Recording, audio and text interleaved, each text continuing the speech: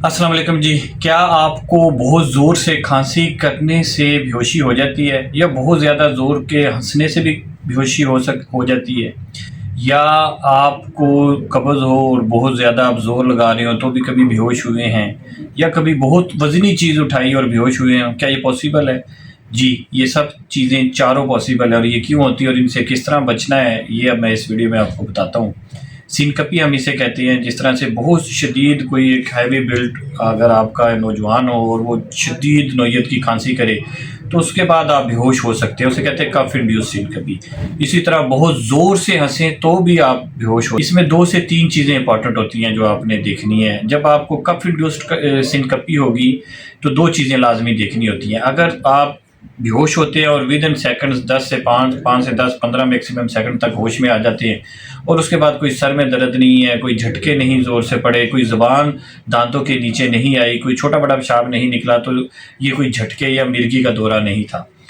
तो ये लाइकली खांसी की वजह से आपको सिनकपी हुई और आपको कुछ देर के लिए बेहोशी हुई। हुआ क्या होता क्या है इसके अंदर, जब आप ज़ोर से खांसी करते हैं तो आपका वीनस रिटर्न जो खून दिल को जाता है ना, वो कम हो जाता है, जिसकी वजह से दिल में से निकलना खून भी कम होता है। जब दिल में से खून निकलना कम होता है तो उसकी वजह से कार्डिक आउटपुट कम होने की वजह से आपके ब्रेन की ब्लड सप्लाई कम होती है, जिससे आपका रेटिकुलर एक्टिवेटिंग सिस्टम, एक सिस्टम होता है दिमाग के अंदर, वो एक्टिव होता है और जिसकी वजह से आपका कॉन्शियस लेवल है वो थोड़ी देर के लिए गिर जाता है और आप अगर खड़े हैं तो आप गिर जाते हैं और गिरने की वजह से आपको चोट लग सकती है। लेकिन जो ही आप गिरते हैं ये सारा आपका एपिसोड रिवर्ट होता है, हार्ट दोबारा बीट करना शुरू करता है और दोबारा आप होश में फ़ौरन से विद इन 5 to 10 सेकंड आ जाते हैं।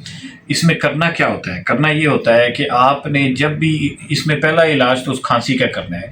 अगर आपको कोई सीओपीडी है, अस्थमा है, कोई वायरल ब्रोंकाइटिस चल रहा है, ब्रोंकियोलाइटिस चल रहा है, तो खांसी को रोकना है। वो जो ट्रिगरिंग फैक्टर है इसमें वो खांसी है। खांसी को रोकने के लिए आपको अंडरलाइंग डायग्नोसिस बनाना होगा और उसका इलाज करना होगा। जब खांसी रुकेगी ये इवेंट नहीं होगा, अगर खांसी नहीं रुकेगी तो ये इवेंट होता जाएगा। डायग्नोज किस तरह से करते हैं? अमूमन इसमें हम 2 डॉक्टर की खिदमत ज़रूर पेशेंट हमारे पास आने से पहले ले चुका होता है। उसमें एक कार्डियोलॉजिस्ट है, दिल का डॉक्टर, और एक न्यूरो फिजिशियन जो दिमाग का डॉक्टर होता है। कार्डियोलॉजिस्ट हॉल्टर लगा के चेक करता है। अगर हॉल्टर करते हुए अगर आप देखते हैं कि पेशेंट को रिपीटेड कफ हुई है और कुछ देर के लिए उसके बाद एसिस्टली हुई और फिर साइनस ब्रेडी हुआ और फिर वापस नॉर्मल हार्ट रेट हुआ, तो आपको हाईली सस्पिशियस होना चाहिए कि ये कार्डियक की वजह से नहीं, ये खांसी होने की वजह से आपका सिनकपी हुआ है। इसी तरह अगर आप ईईजी कराते हैं, एक टेस्ट होता है झटके वगैरह देखने के लिए, वो अमूमन नॉर्मल आता है। तो लेकिन उसके लिए आपकी हिस्ट्री इंपॉर्टेंट है, जो मैंने चीज़ें आपको बताई थी कि पोस्ट इक्टल कन्फ्यूजन, हेडेक, सर में दर्द होना और थोड़ी देर के लिए आप नींद बेहोशी सी रहनी,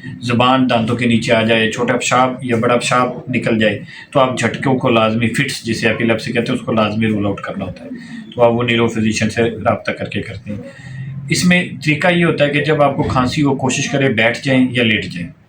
इससे ये होगा कि आपके चांसेस गिरने के कम हो जाएंगे और सिनकपी का चांस भी कम हो जाता है। दूसरा, आपने अपने खांसी का अच्छा सा इलाज कराएं, किसी भी पल्मोनोलॉजिस्ट को दिखा के खांसी ठीक करें, उसका डायग्नोसिस देखें, सीओपीडी है, अगर दमा है उसका इलाज करें ताकि खांसी कम से कम हो। एंटीटोसिव कफ सिरप दिए जाते हैं, कफ सप्रेसेंट्स दिए जाते हैं, टैबलेट्स आ चुकी हैं वो दी जाती हैं जो खांसी ना हो। अगर खांसी नहीं होगी तो आपको ये सारा जो मैंने पैथोफिजियोलॉजी बताई है कि किस तरह से पॉजिटिव वेल्सेल्वा मैनूवर होता है, कार्डिक आउटपुट कम होता है, वीनस रिटर्न कम होता है, जिससे आपको ये सारा सिनकपी होता है, ब्लड जो ब्रेन परफ्यूजन है वो कम हो जाती है। तो ये एहतियात करनी होती है। और कफ इसी तरह हंसने से भी सेम मैकेनिज्म है, जोर लगाने से भी सेम मैकेनिज्म है, या कोई वजनी चीज़ें उठाएं उसमें भी आलमोस्ट सेम मैकेनिज्म होता है, जिससे ब्लड सप्लाई ब्रेन की कम होती है और आपको सिनकपी होती है।